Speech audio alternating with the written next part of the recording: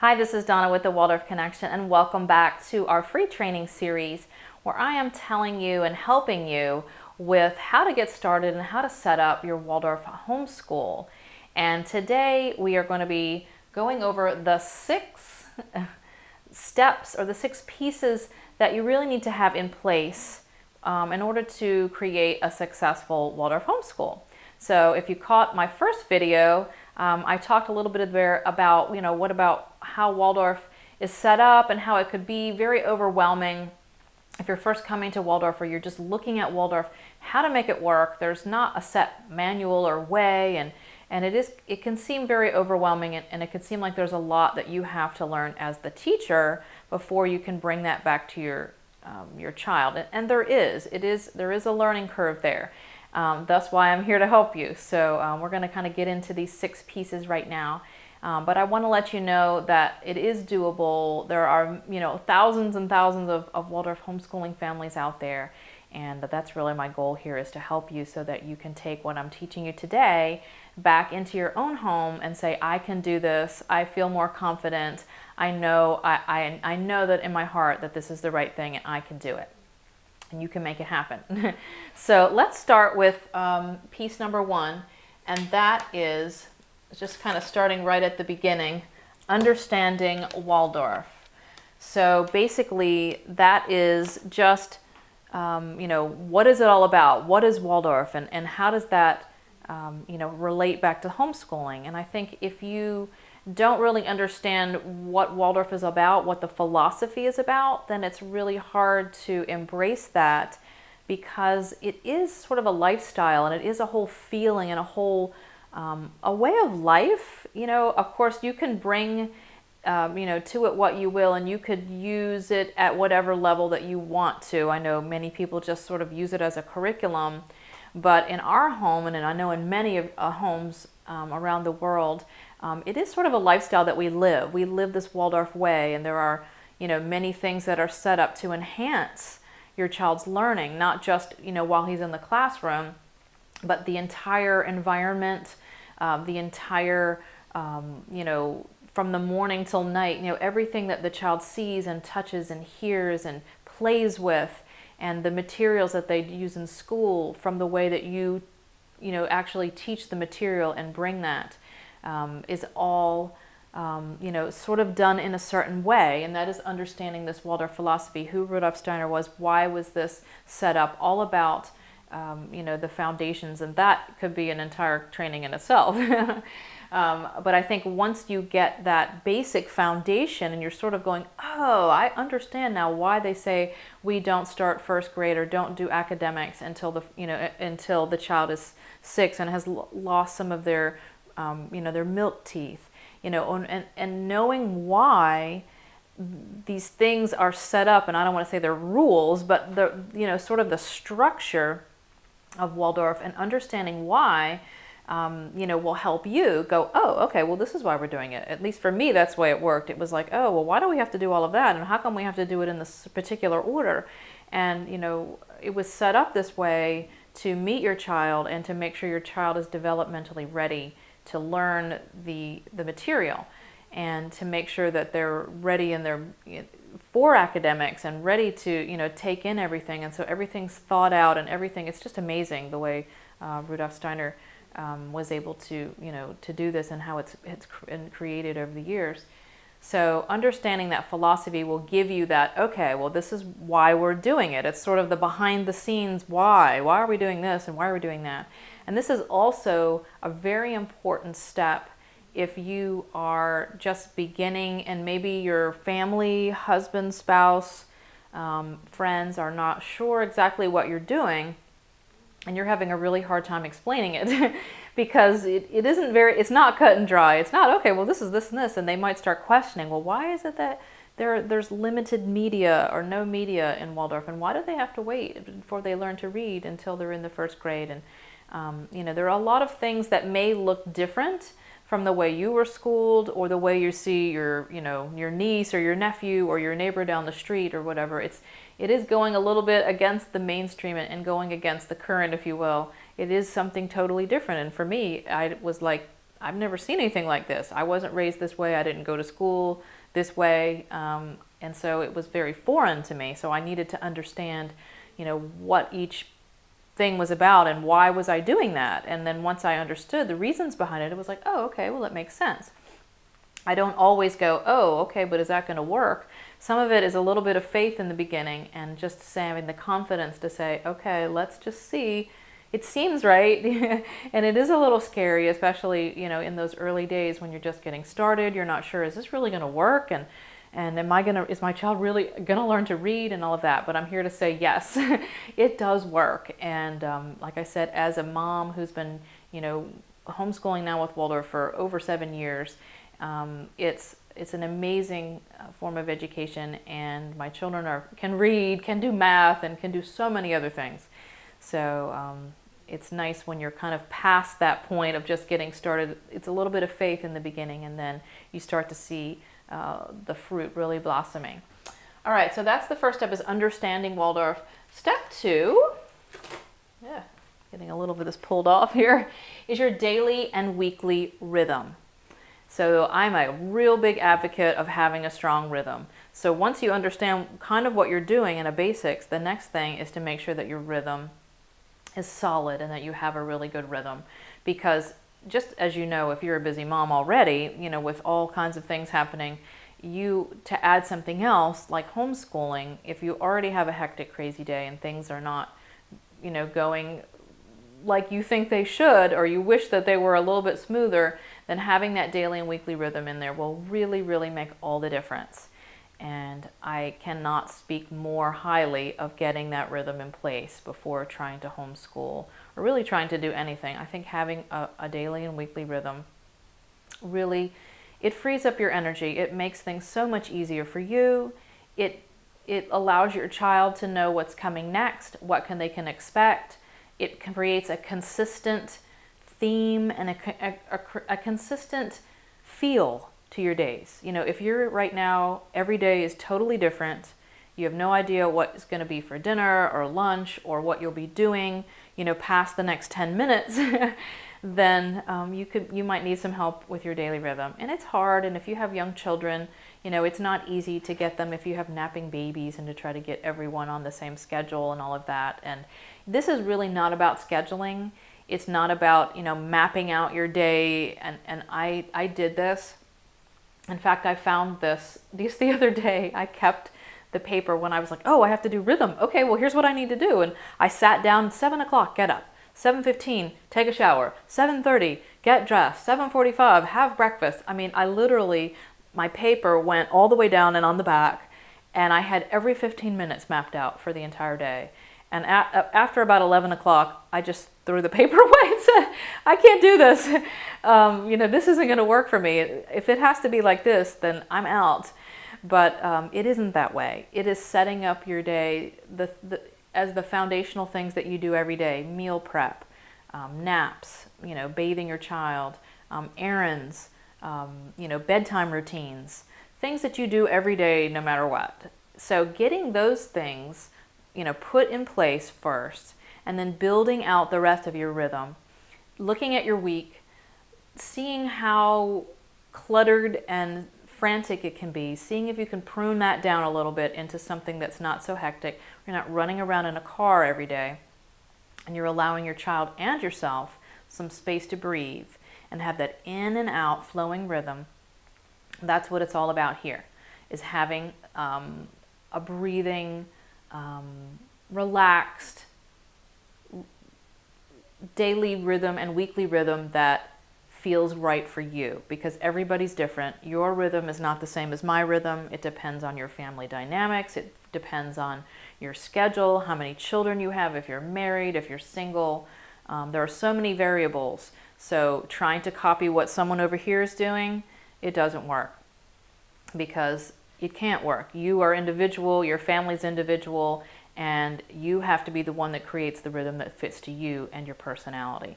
So knowing all of that and getting all that in place is like 50% of the deal. And once you have that, you're like, oh, okay, well, everything else just fits so perfectly and really fits in place. So I'm a really, really big advocate on rhythm. I have several other rhythm programs. I coach people on rhythm, and I really think it's one of the most, if not the most important piece to homeschooling, because if you don't have that in place, it's really hard to, to have lessons and to have anything run smoothly if your day is kind of hodgepodgey and hectic. All right, so piece number 3, or step number 3 here, is your homeschool setup. So that is, okay, I understand what's going on. I've got my rhythm in place. Now I'm ready to set up my school. What do I need? Do I need its own room? Can I do it in the living room? What hours of the day do we need to do it in? What are my supplies? What do I need for, all of this art and all of these things? What kind of paper and notebooks and main lesson books and, all of that. It's sort of the logistics of your homeschool. And it's also about your homeschool day. How does your homeschool day flow? Now, obviously, that kind of ties in with rhythm, but it's also, how long is your day? How does it run? What is the schedule of your school? How do we start? How do we end? What makes that in itself a flowing and sort of in and out rhythm? It has its own rhythm. And so understanding that, understanding what you actually need and what you don't need. Sometimes there are so many things that you see on the internet, or, you buy all this kind of stuff and you want this and you want that, and then you end up not using, any of it or hardly any of it. There are just a few basic things, especially in the beginning, that you need to have. And instead of wasting money buying, all the stuff that you won't use, all these books and all these materials and things that you won't use, there are a few main things that I have found, that you'll use throughout the years, that you'll totally get your money's worth out of, that will last, because the materials are quality.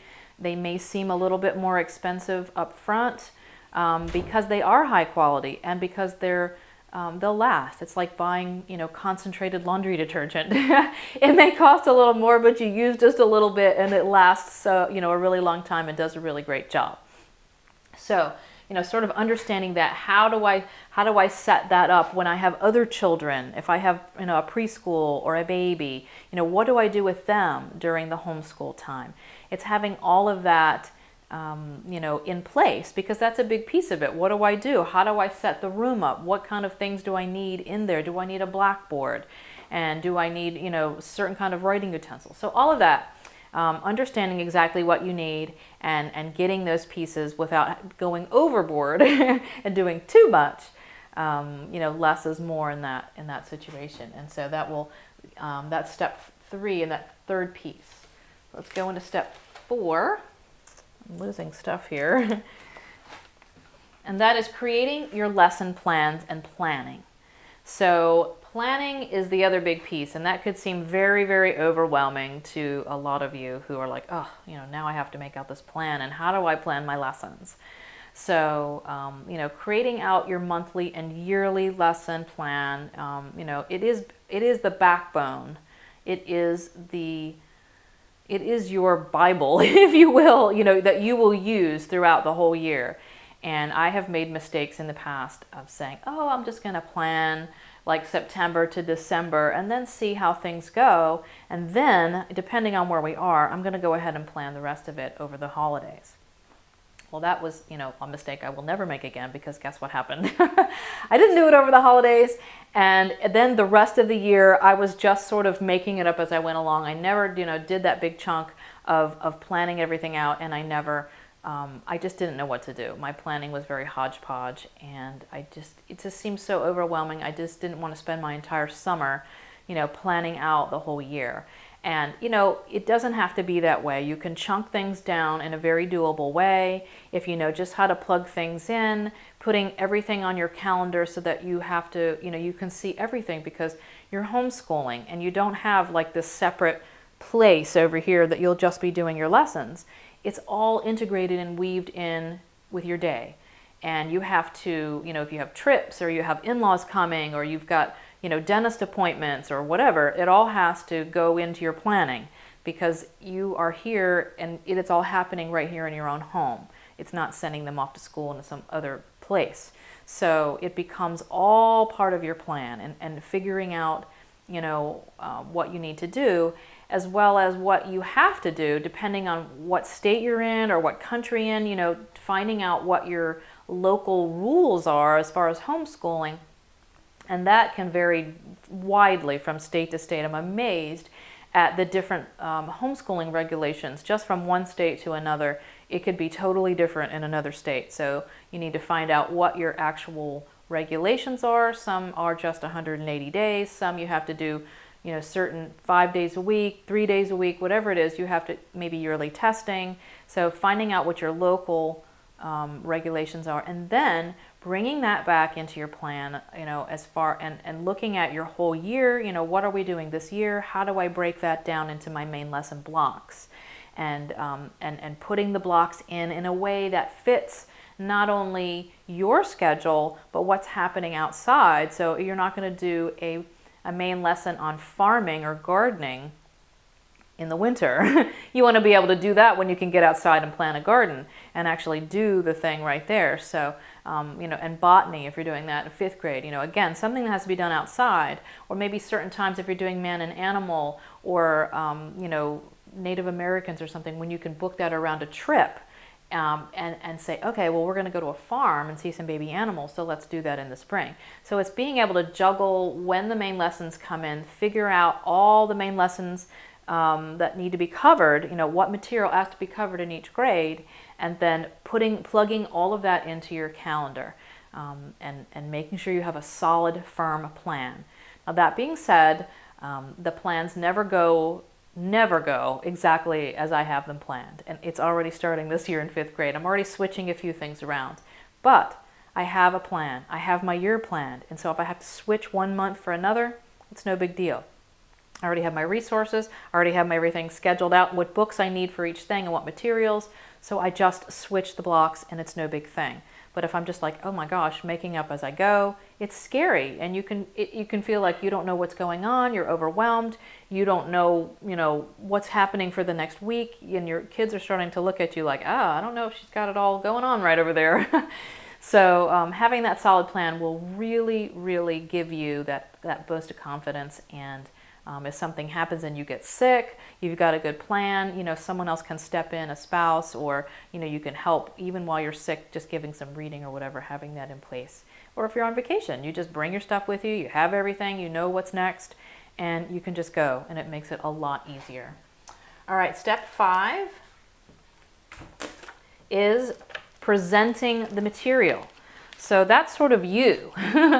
Okay, now you've got the plan, now you've got everything in place. But then now you have to take that information and you have to be able to, read what's going on, know what you have to be teaching, and then presenting that to your child in a Waldorf way.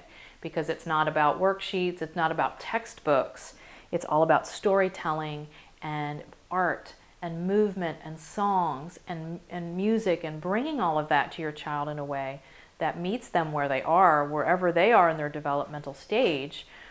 Which is another thing that's fantastic about homeschooling, is you've got your 1 child or 2 children or 3 children right there in front of you, and you know exactly where they are. You're not a teacher that has 25 students or 20 students and having to try to juggle all of that. You can give your child exactly what they need. You know if they're struggling in one subject or having a little trouble with reading or writing or whatever, and you can really gear things toward that. But you have to know the things that you need to do and how to present that, how to create a main lesson. What does that mean, and how do I do that? How do I, bring that main lesson? How do I, bring the stories out and have them, take in the information, and that really and understanding, what you're doing and understanding how to get that to them in the most effective way. And that's a lot about temperament as well. We'll talk about the temperament a little, and as far as understanding your temperament, understanding your child's temperament, because each child learns in a different way. And if you haven't done any reading or aren't familiar with Steiner's 4 temperaments, I encourage you to look that up, because there is a lot to be said about temperaments, and I'm a real big advocate of knowing your child's temperament and being able to teach to them in a way and understand why they're doing what they're doing, why they're, what they're asking for, sort of underneath, what they're saying, and you're able to kind of focus in, okay, I know that's coming from that base temperament of theirs, their personality, and how can I support them? How can I bring this lesson to them in a way that will make sense for them, will be exciting for them, and they'll take it in and digest it and really make that live into them. So this is a real living piece. It's a real organic piece. A lot of it is about you, and a lot of it is like working on yourself and having that confidence and that inner work within yourself to be able to bring that to your child in a way that that makes sense to them and that they can digest it and really get it. And the final piece is all about support and community. Because I think that's one of the things that it frightens me a little bit in the beginning, is that I felt like I was all by myself. I didn't know anyone else who had done any Waldorf homeschooling. I didn't know anybody else who was doing it. All the people in my area were homeschooling in a totally different way than what I was doing. And I just felt like I was sort of out here by myself, trying to, like a fish floundering around in the water, not knowing what I was doing. I had nobody to ask questions to. Some of these things were very simple, and if I could have just, asked a question, called a friend and said, "What did you have this? And what about that?" It would have been like, "Oh, okay." It wasn't that anything was, life-threatening or anything. It was just that I needed someone to kind of be a sounding board and say, "Oh yeah, I went through that too, and here's what I did." And just say, "Oh yeah, that's normal." And just somebody to talk about it and somebody to understand what I was going through and understand what I was doing. Instead of me trying to explain and people are looking at me with a sort of glazed over look, like, "Oh, okay." Having that community. And that was one of the reasons I started the Waldorf Connection, was that because I didn't have anybody in my area. There's no Waldorf schools nearby. There's no Waldorf group that we could really be that was anywhere that was within driving distance. And I just had to get the information somehow, and I had to create this community. And that's what I have done with the Waldorf Connection. It's an online community. Ideally there would be something in my area, and ideally there would be people in a whole big lovely group I would meet with every week, but that just isn't happening, and it hasn't happened all this time. So, in lieu of that, I have the online community where I can, talk with people, and people can come and ask questions on my Facebook group within my programs, know that they're not the only ones who are doing this, and know that they are, understood, and that they can ask these questions and they will be able to get the answers that they need, so that they can go back and say, "Got it, I'm ready to go, and let me move to the next thing." Because that's what it is. You don't want to just hang out there in limbo land and going, "I can't even move forward because I don't even know what to do." And this way, you get what you need and you move along and say, "Okay, I got that. Now what am I, move on to the next thing." So having that support in the community is really important, as well as your own family support, having your spouse and your family understand. And if you understand what you are doing, then it's a lot easier to go back to your family and spouse and say, "Here's what, here's how this goes." It may look a little different than you're used to seeing, and it will, and they could be a little hesitant and a little afraid. They're trying to make sure that your child is getting the best, but you are too, and that's why you're doing this. And so having the confidence to say, I know I'm just going to, believe this is going to work. This is what we want to do for our family, and here's how I've got it mapped out. You're going to come across a lot more confident, and your husband or spouse is going to be more able to say, "Okay, well, yeah, it sounds like she knows what she's doing. Even if she doesn't have all the answers, she's got it in place and she's got a plan." Versus, "Well, I think I want to do this Waldorf thing. I'm really going to try. I'm not really sure how it all goes, and I'm going to do the best I can." That sort of wishy-washy, unsure. People will start looking and start worrying that, "Hey, I don't know that she knows what she's doing," and we want to make sure that that the child is not left out there with nothing. So it makes a really big difference if the confidence and and having that, because homeschooling is a little bit different, though it has really gained in popularity over the last 4 or 5 years. But Waldorf homeschooling is still that on the edge kind of little piece to the corner. We're the redhead stepchild over here of the homeschoolers. And, it can still be a little bit odd, and some people are just unsure. Maybe they've heard of Waldorf, but they don't really know what it's about. So getting that understanding and knowing what's happening and having a place to come for support is a huge piece of your homeschooling. You don't have to do it alone, you don't have to feel isolated, and you don't have to feel like you are the only one. So those are the 6 pieces or steps to kind of have in place when you are setting up your homeschool. I hope that gave you a good place to start, and join me on our next video when I'm going to talk about the biggest mistakes that beginners make, or people who are just getting started, the most common mistakes that you can make in the beginning, and I don't want you to have to make those mistakes. So join me next time and I'll go ahead and cover those so you can learn from what I did. All right, bye-bye.